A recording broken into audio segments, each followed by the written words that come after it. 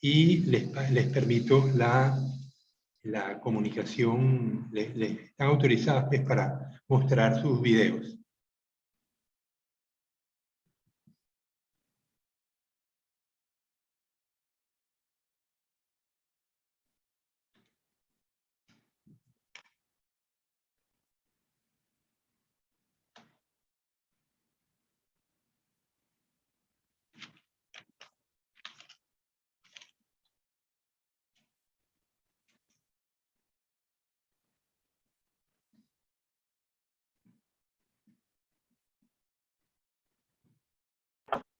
¿Se observa?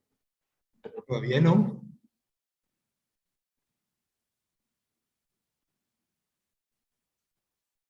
Ahora sí.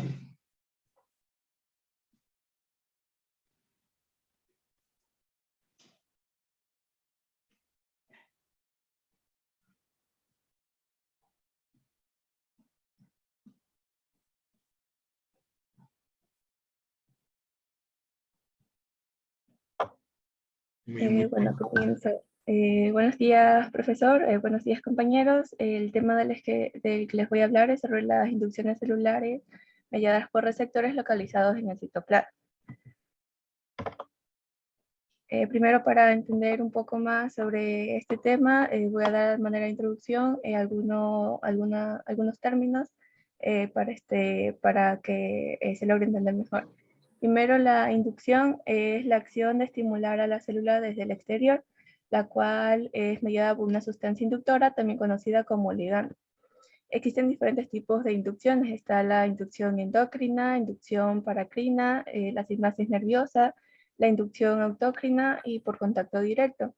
La inducción endocrina se da cuando la célula inductora y la célula inducida se encuentran distantes entre sí, por lo que las glándulas endocrinas, es decir, a partir del sistema endocrino, libera las hormonas al torrente sanguíneo para después alcanzar a la célula inductora, como se puede observar en la imagen. La célula inductora segrega las hormonas y llegan hasta la célula inducida a través de la sangre. El siguiente es la inducción paracrina. Esta se da cuando la célula inductora se halla cerca de la célula inducida, por lo que libera hormonas que actúan sobre las células adyacentes, es decir, en esta la célula inductora y la inducida se encuentran cerca. La siguiente es la sinapsis nerviosa y esta se da porque la sustancia es liberada por el terminal axónico de la neurona inductora que se llama neurotransmisor. La siguiente es la inducción autocrina. Aquí la sustancia inducida es segregada y recibida por la propia célula, de modo que ésta se induce a sí misma. Y por último es la por contacto directo, que en esta la célula inducida, la sustancia inducida es retenida y no se segrega. Por lo tanto, para que la sustancia inductora pueda entrar en contacto con el receptor, es necesario que la célula inductora se traslade hacia el lugar de la célula inducida. Eso se da mucho, por ejemplo, en las respuestas inmunitarias. Otro de los términos es la célula inductora, que es la que produce la sustancia inductora, y la célula inducida, que es la que la recibe. Esta sustancia inductora interactúa con la célula inducida a través de un receptor, el cual es una proteína o un complejo proteico que está localizado tanto en el citoplasma o en la membrana plasmática de la célula blanco. En estos receptores que se hallan en el citosol, la sustancia inductora debe ser pequeña e hidrofóbica para poder trasladarse a través de la membrana de la célula blanco y así llegar hacia el receptor en el citosol. Es precisamente de los receptores que se encuentran localizados en el citoplasma de los que les voy a hablar. La interacción entre la sustancia inductora y el receptor es el primer eslabón en esta cadena de reacciones químicas. Para después, como último eslabón, tenemos la respuesta que provoca esta reacción. La respuesta celular puede producirse segundos u horas después de la llegada de la sustancia inductora. Las reacciones ocurren exclusivamente en el citoplasma para después que el producto químico de la cadena de reacción ingrese al núcleo induce la activación de un gen y con ello una serie de sucesos al cabo de las cuales se elabora la proteína cuya presencia provoca la reacción. Como dijimos, es el último eslabón de esta inducción. Y como ejemplos para hormonas que tienen sus receptores en citosol, tenemos a las hormonas esteroides, las hormonas tiroideas, la vitamina D y el ácido retinoico. Las tres primeras hacen inducciones endócrinas, mientras que el ácido retinoico hace inducciones para CRIM. Como se puede observar en la imagen de la izquierda, la sustancia inductora atraviesa la membrana y una vez en el citosol se une al receptor específico de un gen en particular, el cual se activa. Su transcripción conduce a la síntesis de una proteína cuya presencia provoca la respuesta en la célula. Estos receptores tienen 4 dominios, como se puede observar en la imagen de la izquierda. El primero es la región activadora de la transcripción. El segundo es la región que se asocia al gen. El tercero es uno flexible que se dobla como bisagra, que lleva ese nombre. Y el cuarto es la región de unión al inductor, es decir, a la sustancia inductora. En la imagen de la derecha se pueden ver también los 4 dominios. Este es un receptor nuclear, es en esta parte superior, en la que las letras AB es la que contiene el dominio de transcripción, de activación transcripcional. La región C consiste en el dominio de unión al ADN. La D es la bisagra, que conecta la región C con la E. La región E conforma el dominio de unión al ligando o sustancia inductora y es el segundo dominio de transactivación. Y por último tenemos una región F que solo está presente en algunos receptores nucleares. Cuando la sustancia inductora se une al receptor, esta adquiere una forma característica que le permite ingresar al núcleo y unirse a la secuencia reguladora del gen. Sin embargo, cuando esta sustancia está ausente, el receptor permanece en el citosol unido a la chaperona HSP90, que se puede observar en ambas imágenes, aquí de color naranja y aquí de color verde. Esto hace que se encorve, como se puede ver en la imagen superior, y en cambio, cuando la sustancia inductora se acopla al receptor, libera la chaperona y adquiere una configuración extendida y su dominio flexible se endereza. Como consecuencia, el receptor puede ingresar al núcleo y unirse a la secuencia reguladora del gen. En la siguiente imagen podemos ver el proceso un poco más específico en hormonas esteroides, como por ejemplo tenemos en las gallinas que el estrógeno, que es una hormona esteroide, estimula la transcripción del gen de la albumina, provocando la síntesis de la albumina, que es una proteína que se encuentra en la clara del huevo y que ayuda como suministro alimenticio para el pollo en el desarrollo. Como primer paso tenemos que la hormona esteroide se difunde a través de la membrana plasmática, ya que son solubles en lípidos, así que puede pasar la membrana sin necesidad de alguna proteína que ayude a transportar. El segundo paso es la hormona se une a receptores nucleares o del citoplasma para después ser llevada al núcleo. El tercero, complemento hormona receptor, se une al ADN y hace que el ARN polimerasa se una a un sitio promotor cercano para un gen específico. Después, el ARN polimerasa cataliza la transcripción del ADN y crea el ARN mensajero, el cual sale del núcleo hasta el citoplasma, uniéndose al ribosoma para después sintetizar una nueva proteína. Así que ese sería el proceso por el cual una hormona llega a sintetizar una proteína. Sería todo. Muchas gracias. Ya. Gracias, Alison. Muy linda la exposición, muy clarita. Te pregunto, Alison, cuando empezaste la charla, vete al comienzo, por favor. No a la primera, a la segunda, esa misma. Hablabas de había distintos tipos de inducción. Sin embargo, al final nos hablaste de que la inducción mediada por receptores citosólicos terminan en la producción de una proteína, mientras que en los gráficos que estamos viendo, por ejemplo, la sinapsis, lo que determina esa interacción entre células es un impulso nervioso, no hay producción de proteínas en este caso, ¿no? Entonces, la pregunta es, siempre que tenemos inducciones mediadas por receptores citosólicos, ¿terminan en producción de proteínas? ¿Qué oíste? Sí sabes, ¿no? Sí. Lo que leí es que las principales como sustancias inductoras que se encuentran, o sea, cuyos receptores se encuentran en el citosol son estas aquí, estas hormonas esteroides, tiroides, la vitamina D y el ácido retinoico. Y por lo que leí, también como lo dice en la imagen de acá, estas acaban en la síntesis de proteínas.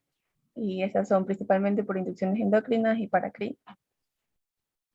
Ok, entonces pareciera que este tipo de inducción de comunicación celular siempre termina en una proteína. En una síntesis de una proteína X que se induce una vez que el receptor es activado por la sustancia inductora dentro del citosol. Bueno, eso es lo que quería saber, básicamente, porque las otras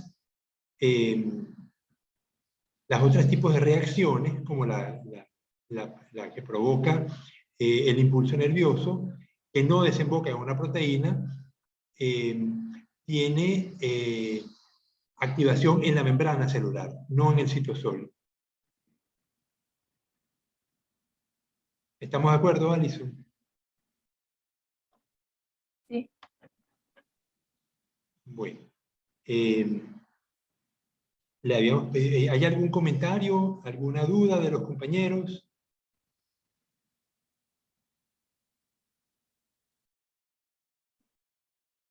Alison, la vitamina D, ¿tienes algo más información sobre cómo actúa? ¿Cuál es la función de la vitamina D? No, no realmente. Sabemos que no es una vitamina esencial porque la podemos producir nosotros. ¿Bajo qué condiciones se produce la vitamina D?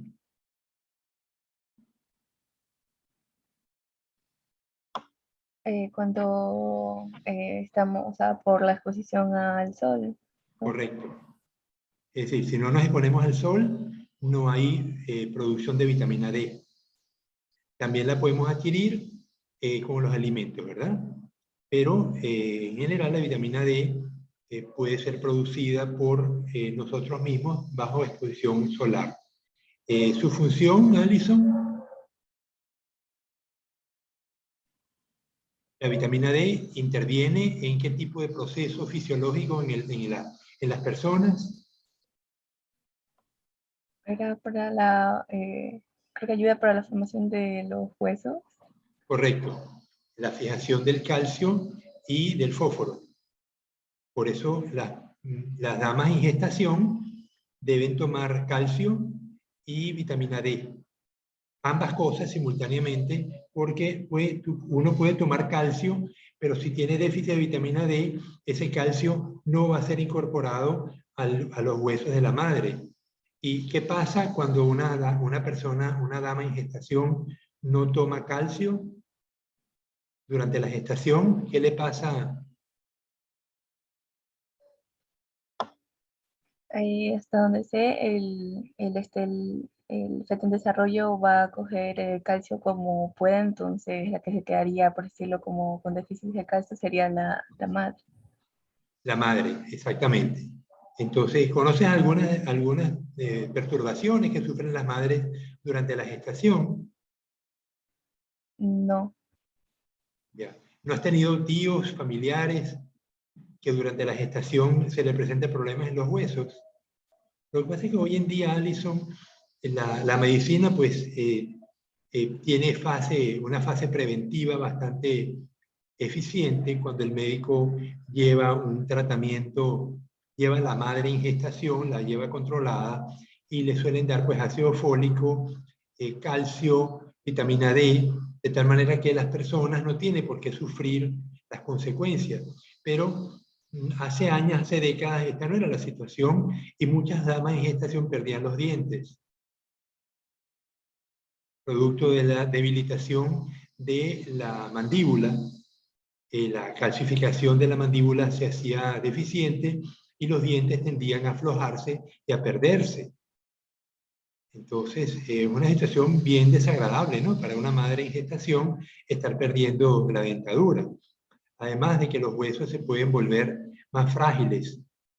Pero en general hoy en día estas cosas se tienen controladas y los médicos pues mantienen a las madres gestantes en unas condiciones de salud bastante buenas, ¿no? Por lo menos yo tengo 6 hijos, pero cuando los primeros se iban casando, que vivían todos en mi casa, ¿no?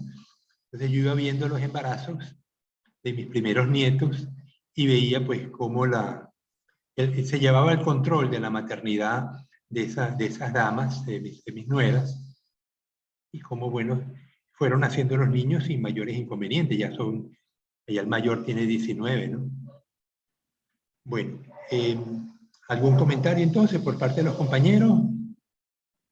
Están todos calladitos. Ese es hasta ahora no he tenido suerte en lograr que los compañeros participen en las discusiones de los seminarios que dan los estudiantes. No sé si por no consideran que es un ataque, si alguien hace una pregunta, pero yo lo vería muy positivamente, ¿no? Bueno, entonces seguimos. Valeria, ¿tú ibas a hacer la siguiente exposición? Sí. Ok. Ya comparto.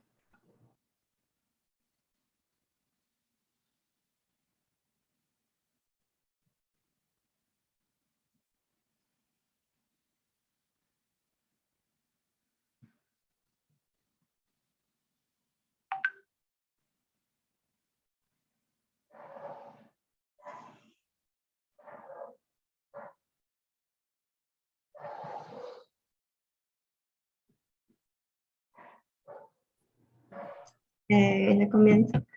Buenos días, profesor, compañeros. El tema de que les voy a hablar son los receptores que adquieren una actividad enzimática o activan una enzima. Más específicamente, les voy a hablar del guanilato ciclasa, de la enzima guanilato ciclasa, y de la enzima serina trenina quinasa. La ciclasa es una enzima citosólica, es decir, que se encuentra dentro del citosol de la célula. Puede ser activada, en este caso voy a poner un ejemplo de cuando se activa con óxido nítrico. Esto ocurre cuando esto es secretado por los macrófagos, las células endoteliales, los vasos sanguíneos o por algún tipo de neuronas, ayudando así a la conversión del nucleótido guanosina trifosfato en guanosina monofosfato cíclico, que es el que desencadena respuesta celular. En este caso, el proceso inicia en sí cuando una sustancia inductora, que es la acetilcolina, se reacciona con el receptor de la membrana de la célula endotelial. Esto provoca que la enzima óxido nítrico sintasa se active y convierta la arginina en óxido nítrico. Luego, este óxido nítrico sale de la célula endotelial, que es la que recubre la pared interna de los vasos sanguíneos, sale de la célula endotelial y se traslada al músculo liso, que es la que queda en la parte más externa. Estando en el músculo liso, este óxido nítrico interactúa con la enzima guanilato ciclasa y convierte la guanosina trifosfato en guanosina monofosfato cíclico, que es lo que va a ayudar a que estas estas células musculares lisas se relajen y el vaso se dilate. Otro caso, otra manera de inducir esta enzima es por medio de los péptidos natriuréticos. Actúan cuando existen receptores en la membrana que al ser inducidos adquieren una actividad enzimática de vanilato ciclasa. Como está, aquí se puede ver la que describí anteriormente, que es cuando el óxido nítrico entra a la célula, y ahora les vamos a hablar de esta parte de aquí, que es cuando los péptidos natriuréticos son los inductores. En este proceso, los péptidos natriuréticos se acoplan al receptor específico de la membrana, que es el que se encuentra aquí arriba, y cuyo dominio citosólico, que es la parte de abajo, adquiere una actividad enzimática, que es en este caso la de vanilato ciclasa. Igual que el anterior, también ayuda a convertir la guanosina trifosfato en guanosina monofosfato cíclico. Ese guanosina monofosfato cíclico va a activar la enzima quinasa, que es la PKG, y va a fosforilar una proteína específica con la ayuda de ATP, que es la que le va a aportar los fosfatos para esta fosforilación. Y al final, después de una serie de reacciones químicas, va a producir la respuesta celular, que puede ser la natriuresis, la relajación de las células musculares de los vasos sanguíneos o renales, o la disminución de la presión sanguínea debido a esto.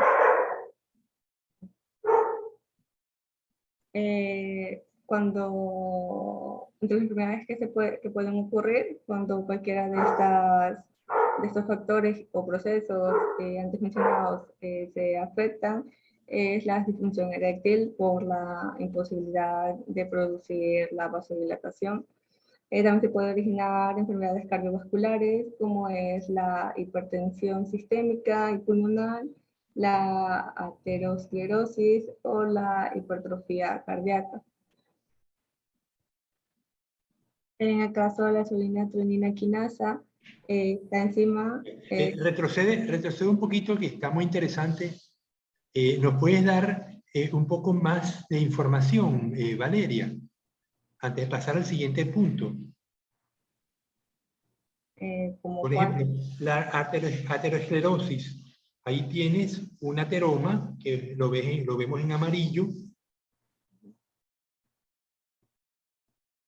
Lo que no veo es la relación entre la fijación de ese ateroma con la membrana celular. Esa es una de las cosas que me costó encontrar, y todo lo que pude leer, sé que afectaba a la parte cardiovascular y también decía que era aterosclerosis, pero también me quedé con esa duda de cuál es la relación entre una y otra, pero no pude encontrarlo. Ya. Ahí tienes un dibujito arriba. Pareciera que se engrosa la pared del vaso sanguíneo y se reduce el lumen. Ajá. ¿Es correcto eso? Sí. Lo que hace que suba la presión sanguínea. Ya. Oye, de verdad que son las 4 temas, los 4 ejemplos que muestras son sumamente importantes. La disfunción eréctil afecta creo que al 60 o 70% de los hombres por encima de los 60 años. Así que es un problema generalizado. La hipertensión sistémica y pulmonar, también cuando la gente envejece suelen ser hipertensos, y eso conduce pues a que haya más peligro de derrames cerebrales, ¿verdad? Porque se rompen los vasos producto de la hipertensión. La arteriosclerosis tiene que ver mucho con la dieta. La verdad que no, bueno, no conocemos la relación entre la inducción celular, pero sería cosa de buscarlo, Valeria. Realmente es un tema bien, bien importante y vamos a hacer un esfuerzo todos, no solamente Valeria, sino todo el curso, en buscar la relación entre estos 4 temas y la inducción mediada por compuestos que tienen actividad enzimática. La hipertrofia cardíaca, yo la conozco, Valeria, en el caso de los pacientes con Chagas. Es una enfermedad muy típica de Manabí, producto de que el parásito del Trypanosoma cruzi o Trypanosoma gambiense, un trypanosoma, vive en el insecto que habita en las casas de caña. Y cuando sale en la noche a comer, pues él chupa sangre, defeca, y al defecar expulsa los tripanosomas. Cuando la gente se rasca la picada, el tripanosoma entra al torrente sanguíneo y eventualmente se localiza en el corazón y provoca un agrandamiento del músculo cardíaco. Eso conduce a que una persona de ya los 40 a 50 años suele fallecer producto de paro cardíaco. Entonces, pero obviamente aquí no sabemos si, no sabemos si están asociando esto con parásito. Es posible que no.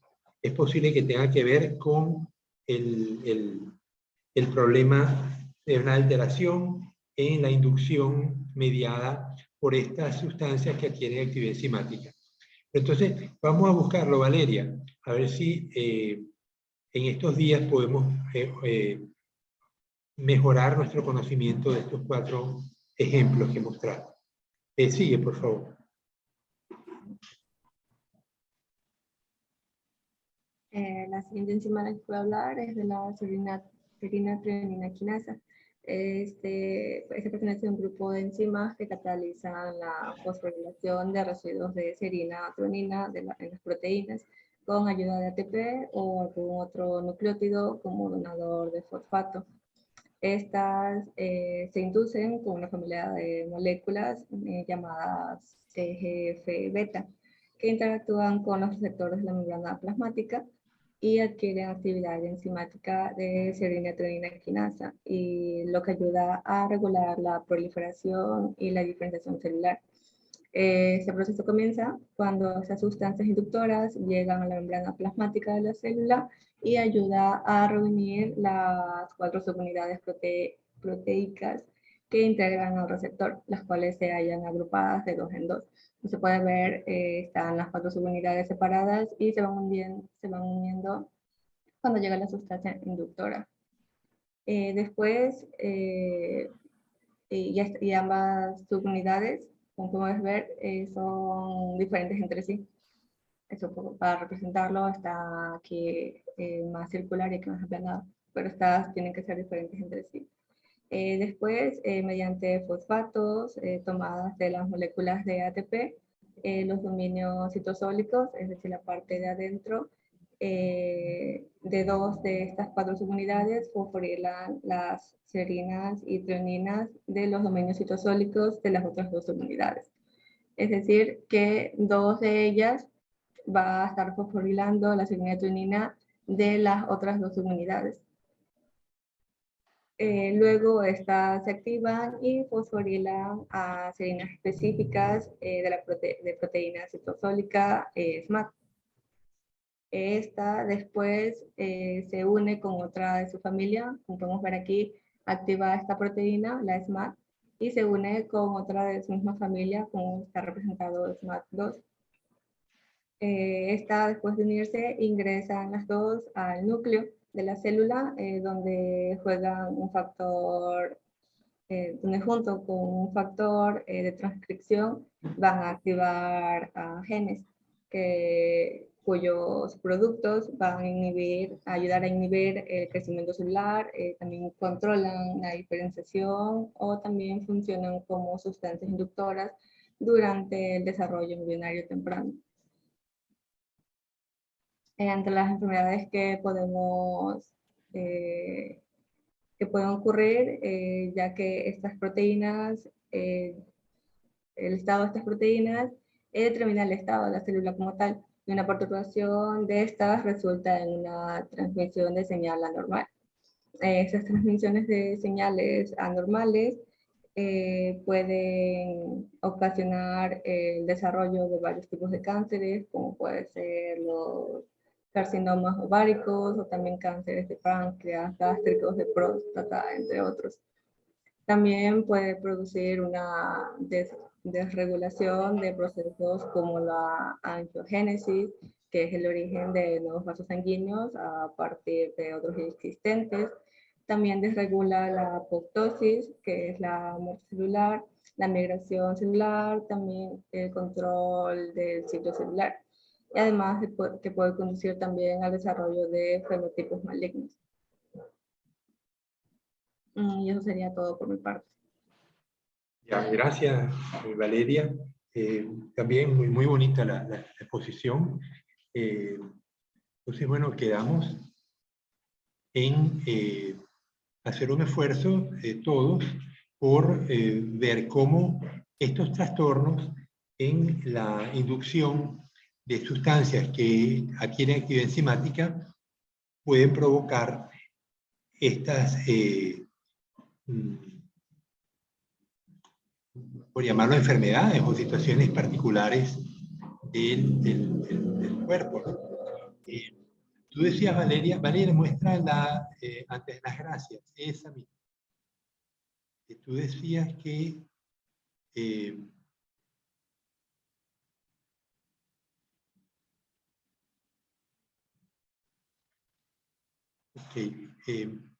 una alteración en este tipo de sustancia, de la serina puede provocar un cáncer, pero también afecta la formación de nuevos vasos sanguíneos, la apoptosis celular, la migración celular. Migración tiene que ver entonces con los...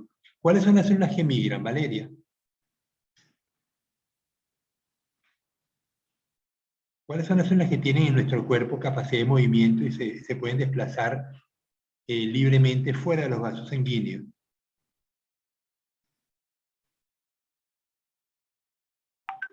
La tienes ejemplificada a la derecha. Eso que pones a la derecha que parece una amiba, completamente a la derecha. ¿Qué tipo de célula es?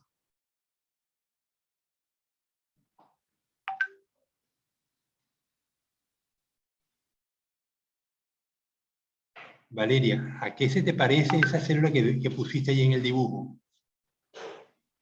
Es que una célula del cuerpo no sé en realidad. Pero, ¿qué célula en nuestro cuerpo se parece a esa? Está en la sangre. Es lo que me ocurre son los macrófagos, pero... Parece un macrófago, exactamente. Las células que migran son los macrófagos. Entonces, cuando hablamos de migración celular, estamos hablando del desplazamiento de los macrófagos. Y el control del ciclo celular, me imagino que esto tiene que ver con el crecimiento, la división, etcétera, ¿no? Sí. Bien.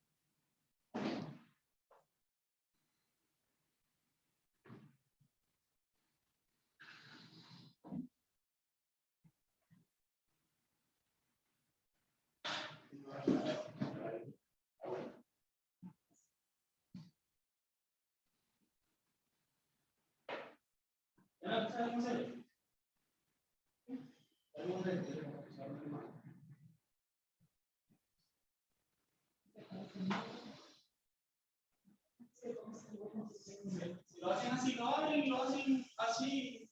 Y lo, es sabroso y así lo comemos allá.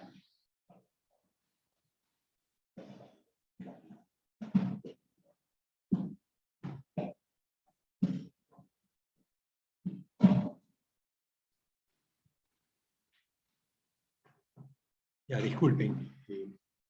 Bien, entonces hemos cubierto pues, los dos primeros puntos de el...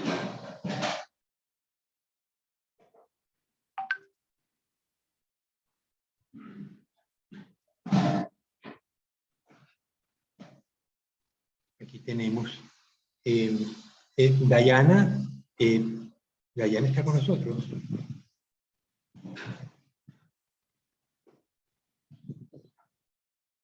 No. Dayana no está.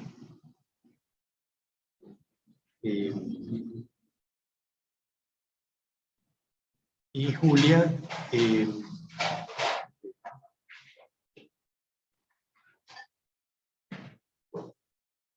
Yo sí estoy. claro, claro, Julia sí está, pero la pregunta es si estarían listas para presentar el seminario. No estoy lista. Ya, y Luigi tampoco. No, tampoco, profesor. De momento hoy no. Ya. Bueno, entonces, bueno, apenas son las 10, faltan 2 horas de clase. Lo que podemos hacer es comenzar con el siguiente tema, que eso sí lo tengo preparado, mientras para el día lunes, ¿ustedes creen, Luigi, Ariel, Ariana, ustedes creen que para el lunes sí pudieran tener su seminario para terminar con el tema de comunicación celular? Yo por mi parte sí. Yo sí, biólogo. Yo, Ariel, ¿no? El que habló. Es que no los veo. Ariel, dime, de nuevo. Sí, biólogo. Por mi parte sí, el lunes estaría listo. Ok, Luigi, dime. Sí, también. Ok, Ariana y Julia. También, profe. Sí, igual. Ok. Y Dayana es la que no está con nosotros, así que no podemos ratificar, pero bueno, confiemos que el lunes tengamos entonces los 4 seminarios. Serían, con eso concluimos, ¿no? Bueno, entonces vamos a parar esta y seguimos con el siguiente tema.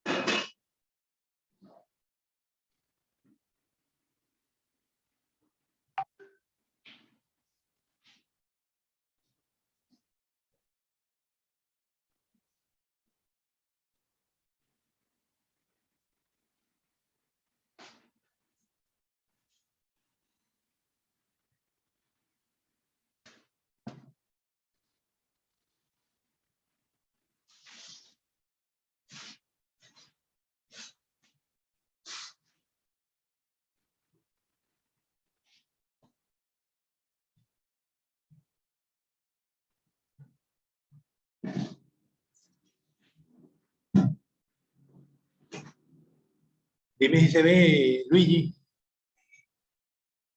Sí. Ok. Entonces, el penúltimo tema, porque el último es apoptosis, el penúltimo tema es expresión génica. Pero la expresión génica la vamos a estudiar por etapas, porque es bastante compleja. Hay una serie de seminarios que ustedes también van a participar en este tema, ¿no? Entonces, vamos a comenzar por estudiar el núcleo celular. Vamos a ponerlo más grande.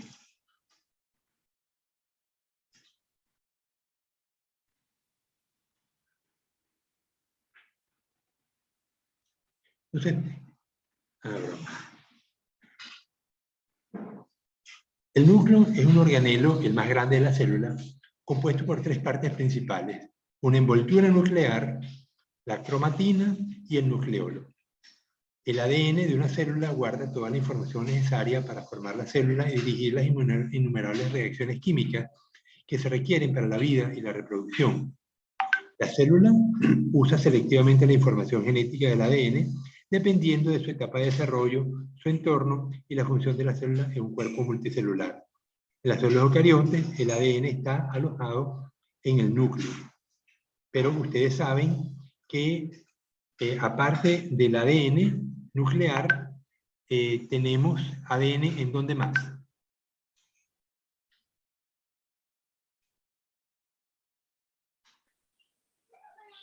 Ribosoma. En los ribosomas no hay ADN. No, el ADN en la mitocondria.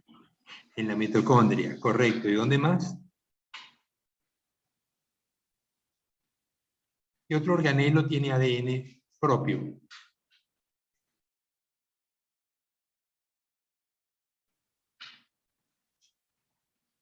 Los cloroplastos. Los cloroplastos. Ok, ahora, el ADN de los cloroplastos y de la mitocondria se diferencia del ADN nuclear. ¿Lo saben cómo?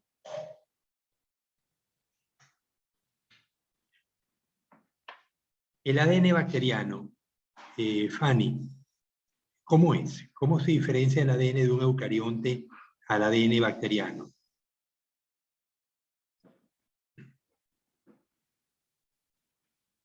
Seguramente lo habrán oído. Ariel, ¿lo has leído? ¿Cómo es el ADN de las bacterias?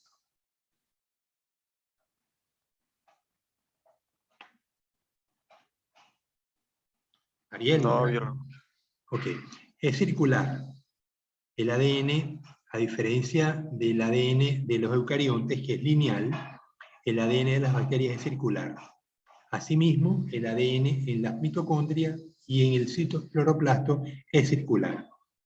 Esto refuerza la teoría de que la mitocondria y el cloroplasto fueron producto de una simbiosis entre bacterias o algas unicelulares o algas cianobacterias que hace miles de años se estructuró esa simbiosis y se perpetúa hasta hoy. Pero entonces el ADN de la mitocondria vemos que es circular como el de las bacterias, igual que el de los cloroplastos. Sin embargo, ayer justamente conversaba con la profesora María Luisa Aguirre, que esperemos tenerla como ponente en este curso. Vamos a ver si logramos que nos colabore con nosotros, igual que lo ha hecho en otros semestres, dando conferencias sobre fisiología vegetal. Ella decía que algunas proteínas que se usan en el cloroplasto son nucleares. Es decir, en el proceso de los transcurridos de miles de millones de años, surgió una interacción entre el núcleo de la célula y el cloroplasto, o entre el núcleo de la célula y la mitocondria, de tal manera que no todos los procesos internos de la mitocondria y del cloroplasto se deben a proteínas propiamente generadas por el ADN del cloroplasto o de la mitocondria. sino que también hay proteínas externas que forman parte de las funciones de estos organelos.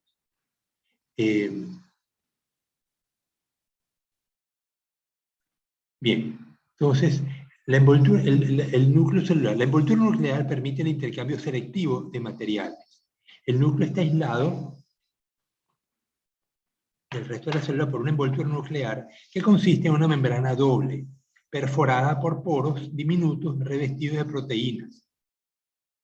El agua, los iones y pequeñas moléculas pueden cruzar por los poros, pero el paso de moléculas grandes, principalmente proteínas, subunidades de ribosoma y ARN, está regulado por proteínas guardianes especiales llamadas complejo del poro nuclear, que revisten los poros.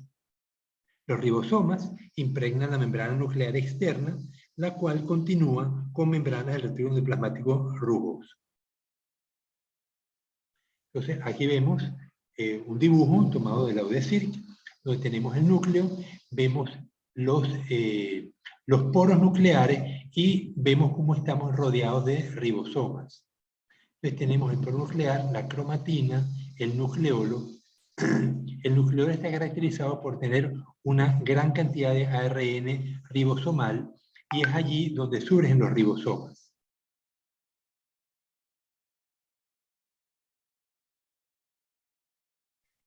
La cromatina, o sustancia coloreada, consta de ADN asociado con proteínas.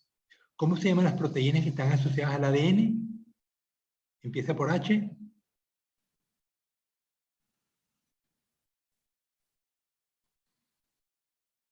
¿No se acuerdan? El ADN no está libre, está enrollado alrededor de unas proteínas que se llaman histonas. ¿Estamos de acuerdo? Luigi.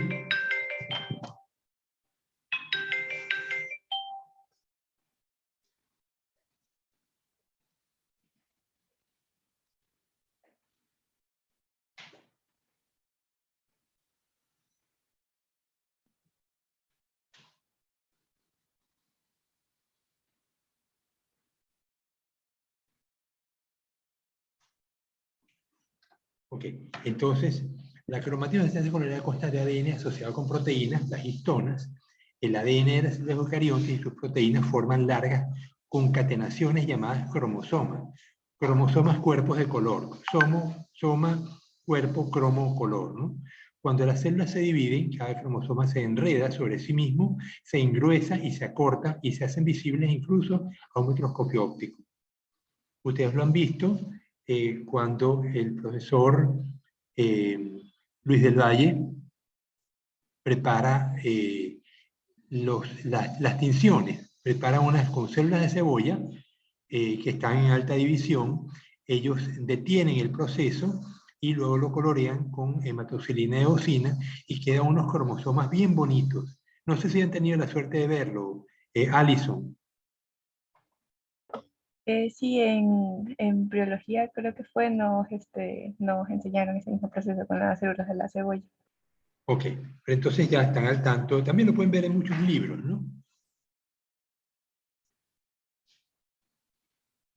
Ok, los genes del ADN proporcionan un plano de un código molecular para una enorme variedad de proteínas. Algunas de estas proteínas forman componentes estructurales de la célula, mientras que otras regulan el movimiento de materiales por las membranas celulares.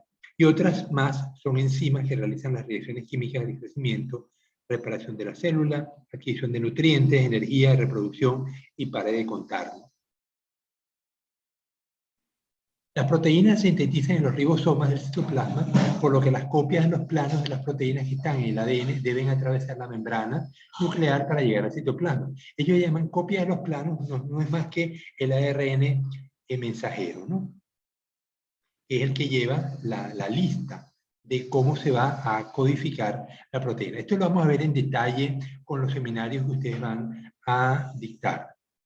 Para esto, la información genética se copia del ADN en moléculas del ARN mensajero que viajan por los poros de la envoltura nuclear hacia los ribosomas en el citoplasma.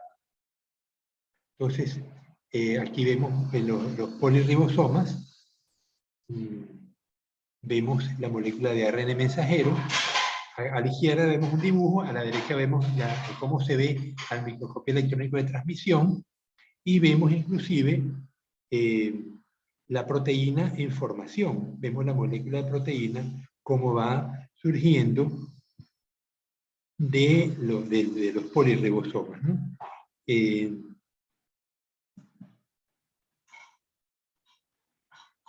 Cada ribosoma es capaz de formar una proteína. Por lo tanto, cuando tengo un polirribosoma, yo voy a poder formar tantas proteínas como ribosomas tengo. ¿Estamos claros en esto? Villigua, Fanny. Sí, Viola. Ok. Esta información codificada por la secuencia de nucleótidos en el ARN mensajero se usa para dirigir la síntesis de proteínas celulares, lo que ocurre en los ribosomas. El nucleolo es el centro de ensamblaje de los ribosomas. Los núcleos de las células eucariontes tienen por lo menos un nucleolo. El nucleolo es el centro de la síntesis de ribosomas, consta de ARN ribosomal, proteínas, ribosomas en varias etapas de síntesis, y el ADN lleva los genes que codifican el ARN ribosomal. Un ribosoma es una pequeña partícula compuesta de ARN ribosomal y de proteínas que funcionan como mesa de trabajo para la síntesis de proteínas en el citoplasma de la célula. Cualquier ribosoma puede usarse para sintetizar cualquiera de los millones de proteínas que hace una célula. En el microscopio electrónico, los ribosomas se ven como gránulos oscuros, ya sean sueltos, impregnando las membranas de la envoltura nuclear y el retículo endoplasmático, o como polirribosomas agrupados en cadenas de ARN mensajero. Entonces, aquí vemos los componentes. Pues vemos el núcleo con los cromosomas. Vemos entonces la doble capa. Vemos la doble capa nuclear, los poros nucleares, la membrana externa, la membrana interna de la envoltura nuclear, el espacio perinuclear, y vemos unos filamentos intermedios. Hay una lámina nuclear y el nucleolo. Entonces, esto es el retículo endoplasmático, que vemos que está asociado al núcleo en directo contacto con la membrana nuclear, con la membrana, la doble capa que cubre al núcleo. Entonces, muchas veces hacemos abstracciones, pensando que el núcleo y el retículo endoplasmático son entes distintos. Seguramente lo son, pero están asociados. Vemos cómo aquí se une el núcleo al retículo endoplasmático. El núcleo tiene una función que es mantener la información genética, producir el ARN mensajero. El retículo endoplasmático tiene por función, pues, albergar los ribosomas, o si es liso, pues participar en la síntesis de lípidos. Pero vemos que están asociados, o sea, están unidos estructuralmente. Entonces, muchas veces uno quiere hacer separaciones de la función celular, pero para entenderla mejor, no necesariamente para indicar que son estructuras independientes, que es yo creo que es el error que muchas veces cometemos, ¿no? Aquí vemos los poros nucleares y complejos del poro. Vemos por una parte el citosol, por otra parte la parte interna del núcleo, una laminilla nuclear, el poro rodeado con un conjunto de 8 estructuras proteicas, 1, 2, 3, 4, 5, 6, 7 y 8. Entonces, formada por 2 membranas que se continúan a nivel de los poros nucleares. Los complejos de poro presentan simetría radial octogonal. La lámina nuclear cubre la cara interna de la envoltura, salvo en los poros. Entonces vemos cómo la lámina nuclear está ausente a nivel del poro. Entonces, ¿cómo funciona esto? Yo tengo, pues, el poro nuclear. Hay una columna proteica. Estas son de las 8 columnas proteicas. Aquí la vemos en forma poligonal. Antes la habíamos visto en forma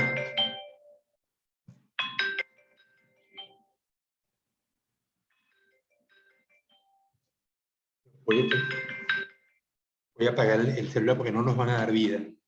Me están llamando de Venezuela y por más que les digo que estoy en clase, siguen. Bien, entonces aquí vemos las estructuras que recubren el poro. Aquí la vemos en otra forma geométrica, pero lo importante es que tenemos tres estructuras. Una proteína de anclaje, una columna proteica y un diafragma que también es proteico.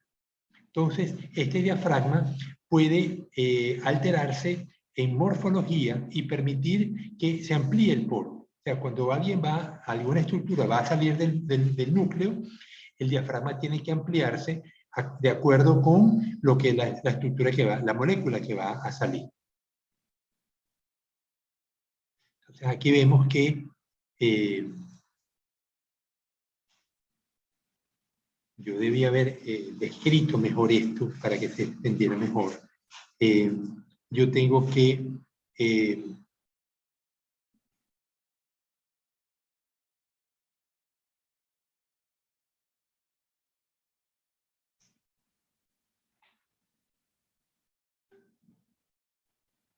aquí vemos que hay una estructura que va a entrar al núcleo, se asocia con una proteína intermedia que va a estar pasando entre estas estructuras globulares hasta que inserta en el núcleo y la estructura conductora se separa de la molécula roja, ¿no?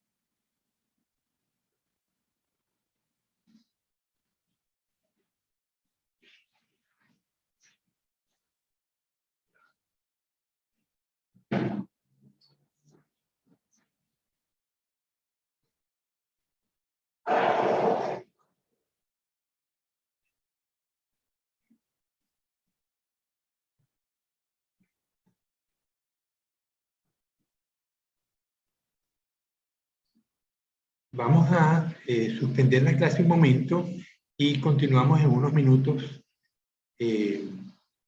Son las 10:30, a las 10:45 continuamos de nuevo.